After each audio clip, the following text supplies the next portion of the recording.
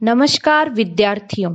आज हम अपनी हिंदी पाठ्य पुस्तक से दूसरी इकाई से पाठ 7 महिला आश्रम का अध्ययन करेंगे। इसकी विधा है पत्र और इसके लेखक हैं काका कालेलकर। प्रस्तुत पत्र काका द्वारा रचित काका कालेलकर ग्रंथावली से लिया गया है। पत्र एक ऐसी प्राचीन परंपरा है जिसके माध्यम से मनुष्यों में विचारों का आदान प्रदान होता रहा है। आज भले ही हम आधुनिक युग में जी रहे हैं तथा आधुनिक संचार माध्यमों का उपयोग कर रहे हैं, फिर भी पत्र का अपना ही महत्व है। इस पाठ में हम देखते हैं कि काका कालेलकर जी ने किसे पत्र लिखा, क्यों लिखा और उनके पत्र लिखने का उद्देश्य क्या था। आइए विद्यार्थियों, हम पहले लेखक का परिचय जानेंगे। काका कालेलकर, जिनका जन्म 1885 सातारा महाराष्ट्र में हुआ, मृत्यु 1981 नई दिल्ली। काका कालेलकर के नाम से विख्यात दत्तात्रेय बालकृष्ण कालेलकर जी ने हिंदी, गुजराती, मराठी और अंग्रेजी भाषा में समान रूप से लेखन कार्य किया। राष्ट्रभाषा के प्रचार को राष्ट्रीय कार्यक्रम मानने वाले काका कालेलकर उच्च कोटि के वैचारिक निबंधकार हैं। विभिन्न विषयों की तर्कपूर्ण व्याख्या आपकी लेखन शैली के विशेष गुण हैं। प्रमुख कृतियां: हिंदी, राष्ट्रीय शिक्षा के आदर्शों का विकास, जीवन संस्कृति की बुनियाद, नक्षत्रमाला, स्मरण यात्रा, धर्मोदय, आत्मचरित आदि। गद्य संबंधी: प्रस्तुत पत्र में कालेलकर जी ने महिला आश्रम की स्थापना, उसकी व्यवस्था, वातावरण, नियम आदि के बारे में विस्तृत निर्देश दिए हैं। इस पत्र द्वारा महिला संबंधी आपके विचार, प्रकृति, प्रेम, सामाजिक लगाव का पता चलता है। बच्चों, काका कालेलकर जी यह एक स्वतंत्रता संग्राम सेनानी भी थे और एक गांधीवादी विचारों के थे। पाठ का नाम है महिला आश्रम। बच्चों, आपने आश्रम शब्द कई बार सुना होगा। आश्रम का अर्थ होता है कुटी, मठ या तपोवन। आश्रम जिसमें साधु संतों के रहने का स्थान हुआ करता था। आश्रम व्यवस्था वैदिक काल से प्रचलित थी, जहां जीवन पद्धति में श्रम को प्रधानता दी गई थी। परंतु आजकल आश्रम के कई प्रकार हमें देखने को मिलते हैं, जैसे अनाथ आश्रम, वृद्धा आश्रम, महिला आश्रम आदि। आज जब हम देखते हैं कि अनाथ बच्चों, बूढ़ों और महिलाओं का जब कोई सहारा नहीं होता है, तो ऐसे बेसहारा लोगों को इन्हीं आश्रमों में आश्रय दिया जाता है, उनकी देखभाल की जाती है तथा उनको जीने के काबिल बनाया जाता है। ऐसे ही काका कालेलकर जी ने महिला आश्रम की स्थापना के बारे में पत्र के द्वारा निर्देश दिया है। तो आइए विद्यार्थियों, हम पाठ का वाचन करते हैं। प्रिय सरोज, जिनका पूरा नाम सरोजनी नानावटी था, जो कि काका कालेलकर जी की निजी सहायक पर्सनल असिस्टेंट। जिस आश्रम की कल्पना की है उसके बारे में कुछ ज्यादा लिखूं तो बहन को सोचने में मदद होगी। अब काका जी यहाँ पर बहन जिसे संबोधित कर रहे हैं, वह महिला आश्रम की स्थापना हेतु उनकी महिला सहायक हैं, जो कि सरोज को पत्र लिखते हुए कह रहे हैं कि तुम और बहन जी, जो ये मैं पत्र लिख रहा हूँ महिला आश्रम की स्थापना के बारे में, तो इस पत्र के द्वारा तुमको और बहन जी को मदद मिलेगी कि किस प्रकार से महिला आश्रम की स्थापना की जाए। आश्रम यानी होम, उसकी व्यवस्था में या संचालन में किसी पुरुष का संबंध न हो। संचालन यानी कि चलाना। अब यहाँ पर लेखक कहते हैं कि जो आश्रम होगा, महिला आश्रम, उसमें किसी भी पुरुष का संबंध उससे न हो। वहां पर सिर्फ महिलाएं ही उस आश्रम को चलाएंगी। उस आश्रम का विज्ञापन अखबार में नहीं दिया जाएगा। विज्ञापन एडवर्टाइजमेंट कि जिसका एडवर्टाइजमेंट अखबार में नहीं दिया जाएगा, न्यूज़पेपर में नहीं दिया जाएगा। इसके लिए पैसे तो सहज मिलेंगे, लेकिन कहीं मांगने नहीं जाना है। पैसे तो आराम से आश्रम के नाम पर मिल जाएंगे, लेकिन हमें किसी से लेना नहीं है और न ही मांगने के लिए जाना है। जो महिला आएगी वह अपने खाने पीने की तथा कपड़े लत्ते की व्यवस्था करके ही आए। यानी जो महिला इस आश्रम में रहने के लिए आएगी, जो महिला आश्रम की स्थापना करना चाहते थे, तो एक तरह से महिलाओं को रहने के लिए एक स्थान देना चाहते थे। लेकिन जो महिलाएं आएंगी वो अपने खाने पीने की, कपड़े लत्ते की खुद अपने ही बलबूते व्यवस्था करेंगी। वह यदि गरीब है तो इसकी सिफारिश करने वाले लोगों को खर्च की पक्की व्यवस्था करनी चाहिए। सिफारिश किसी के पक्ष में किसी दूसरे से कुछ कहना, यानी एक तरह से उसके लिए तरफदारी करना या उसके बारे में कि नहीं ये बहुत अच्छा। तो ठीक उसी प्रकार से अगर कोई गरीब महिला है और उसे कोई आश्रम में रखने के लिए आता है, तो उसके भी जो खर्च है वह जो आश्रम में उसे छोड़ने के लिए आया है वह उसकी पक्की व्यवस्था करके ही जाएगा। पूरी पहचान और परिचय के बिना किसी को दाखिल नहीं करना चाहिए। और यहाँ पर लेखक कहते हैं कि उस महिला की पहचान और परिचय के बिना किसी भी महिला को आश्रम में नहीं, कि भाई ये बेसहारा ही औरत है ना, कहीं भाई इसका परिवार है या फिर ये बिना मतलब यहाँ पर आके रह रही है, झगड़ा करके आई है, तो इस प्रकार से कोई महिला न हो। दाखिल हुई कोई भी महिला जब चाहे तब आश्रम छोड़ सकती है। यानी उस आश्रम में रहने वाली जो महिला है वह स्वेच्छा से अपना वही रह भी सकती है और स्वेच्छा पूर्वक आश्रम को छोड़ भी सकती है। आश्रम को ठीक न लगे तो 1 या 3 महीने का नोटिस देकर किसी को आश्रम से हटा सकता है, लेकिन ऐसा कदम सोचकर लेना होगा। और आश्रम में जो महिलाएं आकर रहेंगी, अगर आश्रम के जो भी सहायक या कार्यकर्ता महिलाएं जो हैं, अगर वह देखती हैं कि भाई महिला किस प्रकार से रह रही है या वो अपनी व्यवस्था किस प्रकार से कर रही है, अगर उन्हें ऐसा लगे कि नहीं ये ठीक नहीं है, तो वह 1-2 महीने का नोटिस देकर आश्रम वाले उसे निकाल भी सकते हैं। लेकिन यह कदम लेने से पहले कई बार सोच समझकर ये कार्य करना होगा। आश्रम किसी एक धर्म से चिपका नहीं होगा। अब यहाँ पर काका कालेलकर जी के विचार हमारे सामने प्रस्तुत होते हैं कि उनकी नजर में सर्वधर्म संभाव था। वे सभी धर्मों को मानते थे। वे एक बहुत ही बड़े विख्यात निबंधकार थे, तो वे सभी धर्मों को मानते थे और आश्रम किसी एक धर्म के लिए वह नहीं बनाना चाहते थे। यानी कि वो एक तरह से सभी धर्मों को मानते थे। सभी धर्म आश्रम को मान्य होंगे। इस आश्रम को, ये जो महिला आश्रम है, यहाँ पे हर धर्म की महिलाएं आकर, बेसहारा महिलाएं आकर रह सकती हैं। अतः सामान्य सदाचार, भक्ति तथा सेवा का ही वातावरण रहेगा। सदाचार अच्छे आचरण का, यानी भक्ति भजन का और दूसरों की सेवा का वातावरण इस आश्रम का होना चाहिए। आश्रम में स्वावलंबन हो सके उतना ही रखना चाहिए। स्वावलंबन, अपना ही भरोसा करना, यानी जो आश्रम चल रहा है वह जो रहने वाली महिलाएं हैं उनके भरोसे ही चलना चाहिए और उनके ही भरोसे आश्रम रहना चाहिए। सादगी का आग्रह होना चाहिए। आग्रह, अनुरोध, यानी आश्रम जो है वह सादगी का रूप होना चाहिए। आरंभ में पढ़ाई या उद्योग की व्यवस्था भले ना हो सके, लेकिन आगे चलकर उपयोगी उद्योग सिखाए जाए।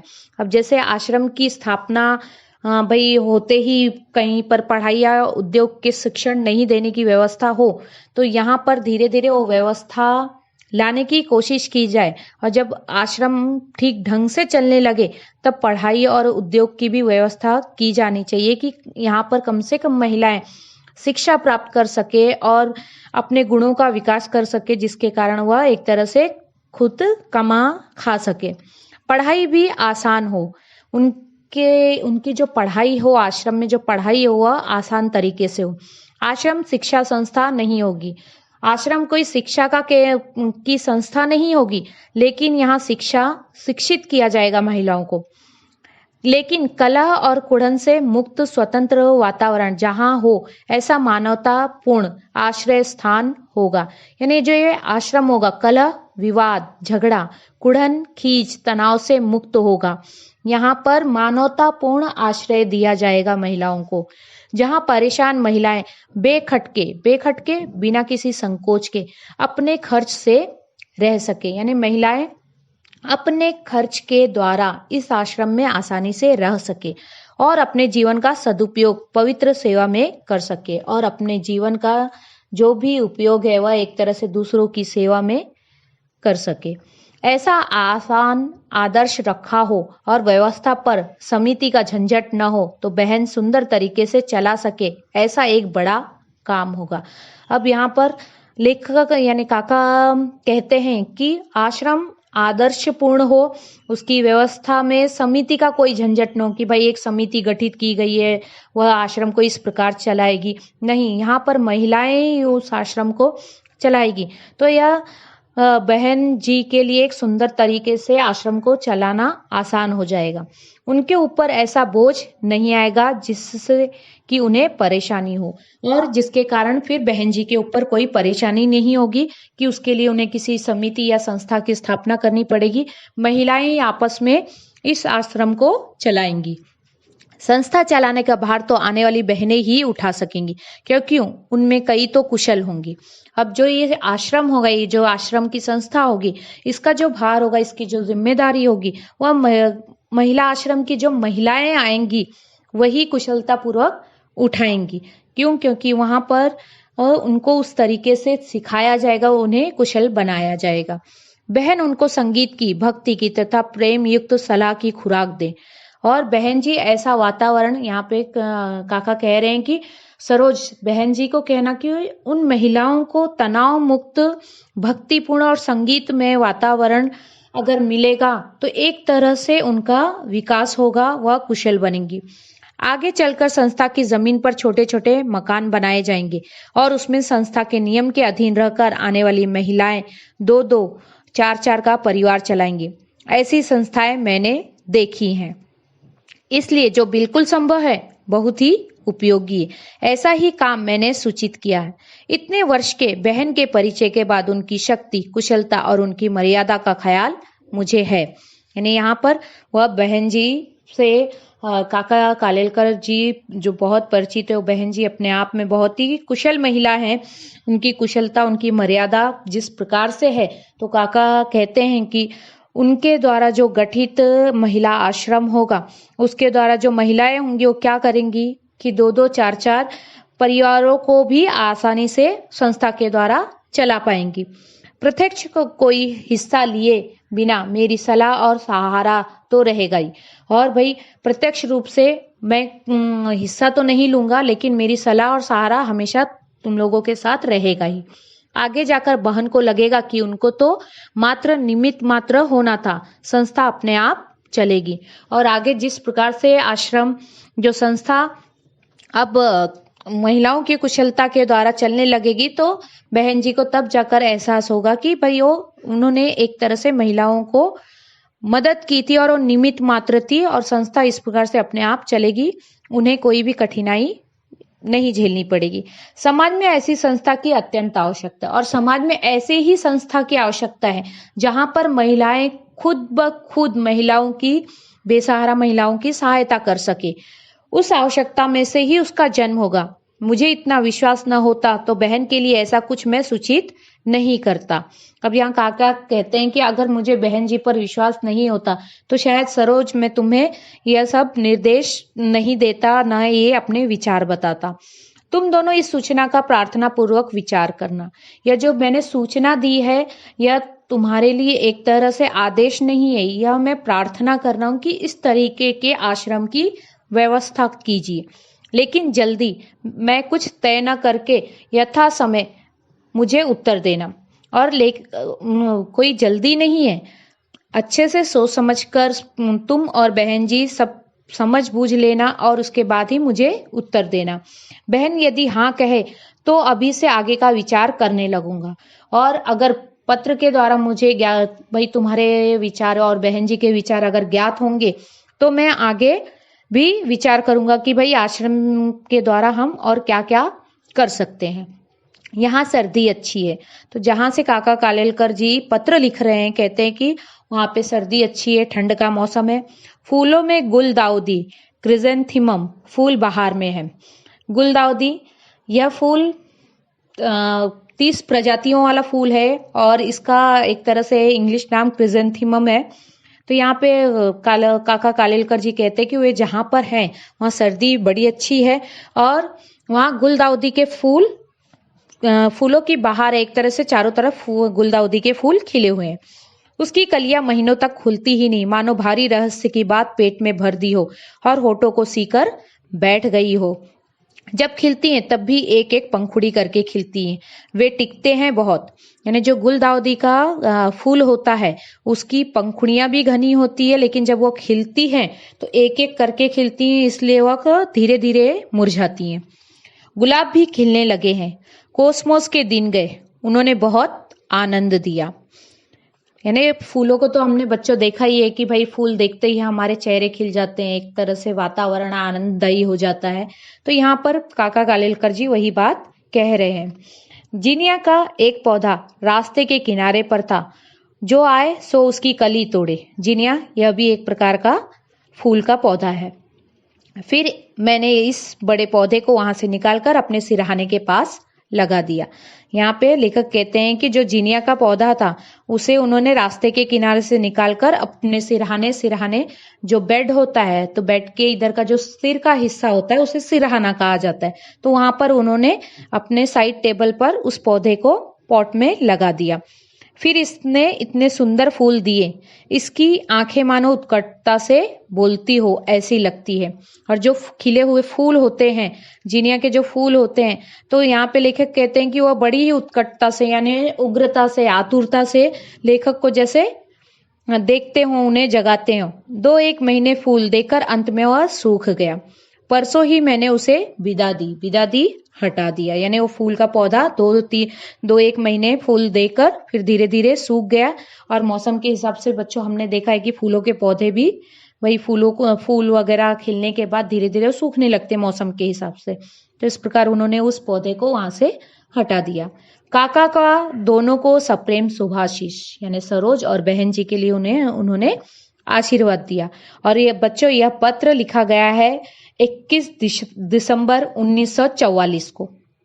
अब काका जी ने अपना दूसरा पत्र लिखा हुआ है। प्रिय सरोज, तुम्हारा 16 से 18 तक लिखा हुआ पत्र आज अभी मिला। इस महीने से मैंने इन तारीखों को पत्र लिखे हैं। तारीख 1, 9, 15 और चौथा आज लिख रहा हूँ। इसका मतलब है कि उन्होंने सरोज को 16 से 18 तक तो पत्र लिखा ही था, और वह बता भी रहे हैं कि इस महीने मैंने इन तारीखों को, यानी 1, 9, 15 और जो चौथा जो लिख रहे हैं वो बता रहे हैं। अब तुमको हर सप्ताह मैं लिखूंगा ही, यानी सप्ताह, वीकली, यानी हर हफ्ते में तुमको एक पत्र लिखता रहूंगा। तुम्हारी तबीयत कमजोर है। और जब वो पत्र लिख रहे थे उस समय सरोज की, यानी सरोजनी नानावटी की जो तबीयत है वह ठीक नहीं थी। तब तक चिरंजीवी रहना, मुझे पत्र लिखोगी तो चलेगा। और चिरंजीवी का अर्थ होता है जीते रहना, यानी तुम जीते रहो और पत्र लिखते रहो। मुझे हर सप्ताह एक पत्र मिलना ही चाहिए। मुझे तुम्हारे द्वारा, अगर मैं पत्र हर सप्ताह लिखूंगा और उसके बदले पत्र का उत्तर मुझे मिलना ही चाहिए। पूज्य बापूजी चाहते हैं तो हिंदू मुस्लिम एकता के लिए मुझे अपनी सारी शक्ति उर्दू सीखने के पीछे खर्च करनी चाहिए।